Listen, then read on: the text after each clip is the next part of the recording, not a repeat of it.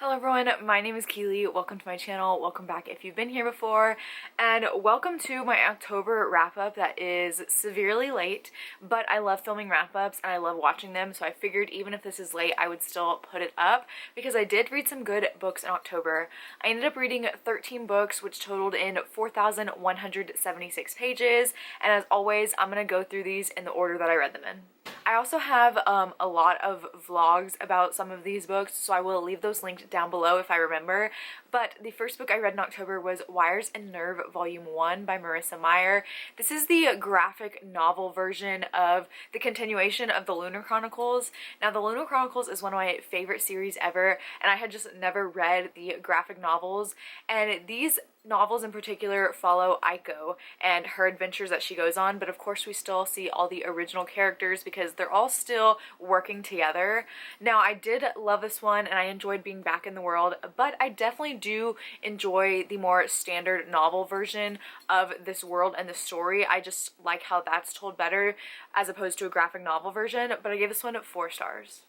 Next, I read In Bloom by Paul Tremblay. This is one of the short story collections that is a part of Amazon's new creature feature collection, and I read all of these in October, and this one was really disappointing.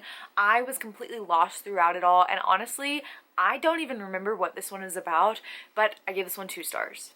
Next, I read another one of those short story collections, and that is Best of Luck by Jason Mott. Now, I don't really want to give too much of a synopsis for these short story collections because they are so short. Some of them are like 20 pages, but as a whole, these are all creature feature collections, so each short story covers a different horror creature, and this one was so unique and I really enjoyed it.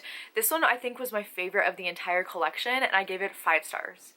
The next book I also don't need to go too in depth with because it is a reread for me and it is very popular, and that is The Lost Hero by Rick Riordan. This is book 1 in the Heroes of Olympus series. Now, I have stated in many previous videos before that I am currently rereading all of the Percy Jackson books in anticipation for the TV show, so now I am on the Heroes of Olympus series, and this first book, I love it so much. It can be shocking because you do follow new characters initially, but I love these characters in this spin-off series so much, and of course I gave this one 5 stars.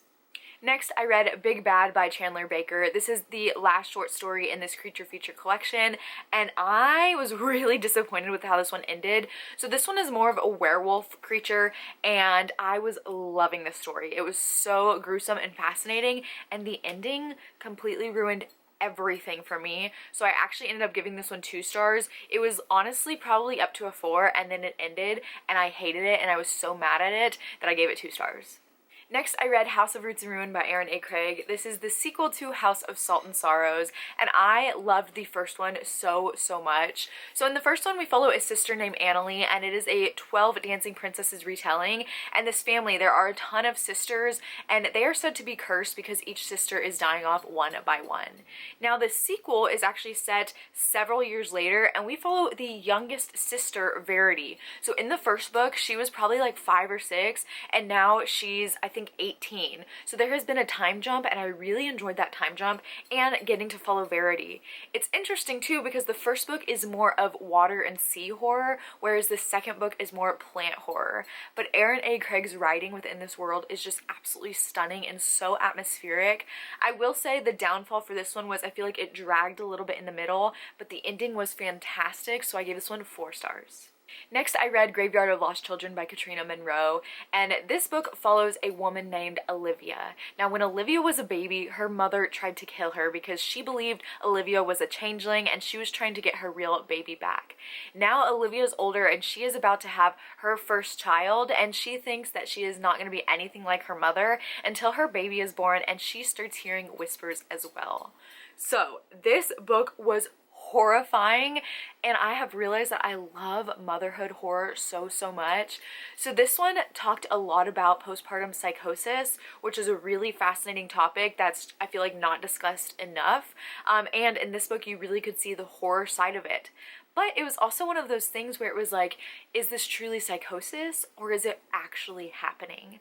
So as Olivia was losing her grasp on reality, I also felt like I was losing my grasp on reality, because we got to see everything exactly as Olivia did and how people just didn't believe what was going on with her. But I was like, girl, I believe you. I see those things too.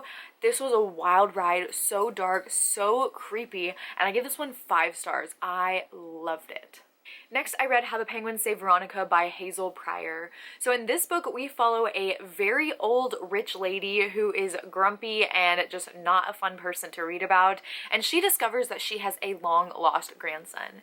So now, as she's getting older, she's trying to figure out what to do with this money, because when she meets the grandson, he is also not a great person. So one day she is watching this documentary about penguins, and she decides to go to Antarctica to save the penguins, and she wants to give all of her fortune to these penguins. First of all, penguins are like part of my personality. I love them so much. So basically the only reason I picked up this book in the first place was because of the penguins. And initially when I started reading, I hated the characters. And if I hate characters, I'm not going to enjoy a story. But I could tell that this was going to be one of those stories where there was major character development, and that's the entire point of the book. But I kept reading for the penguins mostly, so initially did not like the story. And then over time, I started really caring for these characters and how they developed, and I will say I did cry at the end because of those penguins, and I ended up surprisingly giving this one 4 out of 5 stars. Next, I read Arosa and the Tree of Wishes by Roshni Chokshi. This is book 3 in the Pandava series, which is under Rick Riordan Presents. So this one deals with Hindu mythology, and I've been slowly reading this series because I really do want to read all of Rick Riordan Presents novels. However, I have found that a lot of these books are books that I'm like, oh, okay, that was fun, and then just completely forget about them as soon as I am done reading them. These ones in particular, this one I really liked out of the ones that I've read. I still gave it 3 stars just because I really don't remember anything, but I felt like the plot was more interesting in this 3rd book. However, some of the characters can be kind of annoying, and this series, I have realized, talks a lot about pop culture, which usually does not bother me, but for some reason in this series, it does. The next book I read was The Library of Shadows by Rachel Moore. Now in this book we follow a girl named Esty, and she has been accepted into Radcliffe Preparatory, which is said to be one of the most haunted schools in the world. However, she does not believe in ghosts, and she is going there because something has happened to her father, and her father also went to this school, so she wants to go to follow in her father's footsteps and try to figure out what happened to him. Now, on one of her first days there, she meets this boy in the library, Mateo, who happens to be a ghost. Now, this one was really interesting. So I will say the first 100 pages, I wasn't really sucked in. I wasn't really loving it, but I was like, okay, I'm gonna continue. But after those 100 pages, I got so sucked in and could not put them down. I will say another downfall is the love interest is named Mateo, and I don't like that name, especially if I'm supposed to love the person, but that's just a personal thing. But I really did enjoy the characters and seeing all the different ghosties, because a lot of the ghosts are from different eras of time, so that was fun. But this book also had so many different mysteries, and there was a reveal at the end that literally made me gasp, which I always love, so I ended up giving this one 4 stars. And the next book was another reread for me, and that is The Son of Neptune by Rick Riordan, which is book 2 in the Heroes of Olympus series. In this one, we get to see Percy and Annabeth again, and of course, 5 stars once again. How many times can I say that? Next, I decided to pick up the very first NetGalley book I ever got years ago, and I just never read, and that is Firefrost by Camille Longley. Now, this is the start of a new fantasy romance series, and if you know me, I don't like fantasy, but I figured I needed to read it because I've had it on NetGalley for so long. So I don't even know how I should explain this book. Basically, we have this girl named Sol, and she is a huntress for her village. Now, her job is to take this princess through the mountains to protect her so she can get married, and it would save the kingdoms because they're in this war. Now on the other side of things, you have the Flameskins, who are the bad guys, the demons of this world, and we follow Kellen. Now he's the bad guy. Something happens, Sol and Kellen end up being the only survivors, and they have to travel through the mountains together, but they are sworn enemies. So that basically wraps it up. I mean, a lot of fantasy romance I feel like is enemies to lovers, and that's what this is. this. So I will say, the beginning, I was loving this, especially when Sol and Kellen are having to travel through the mountains together. That was really fun, but then it went on forever and ever and ever, and things kept happening, and I was so bored and so tired of everything, so I ended up giving this one 2 stars. Of course, my battery would die when I have one more book to talk about. And the last book I read in October was Delicate Condition by Danielle Valentine. So I believe this is the book that the new American Horror Story series is based off of, so I wanted to read it also because it is another motherhood horror book. So in this one, we follow this actress. She is a celebrity, and unfortunately she is having trouble getting pregnant, so she goes through a long and grueling IVF procedure and tries to get pregnant, and she finally does. Until one day something happens and her doctors told her that unfortunately she lost the baby, but she thinks that the baby is still alive.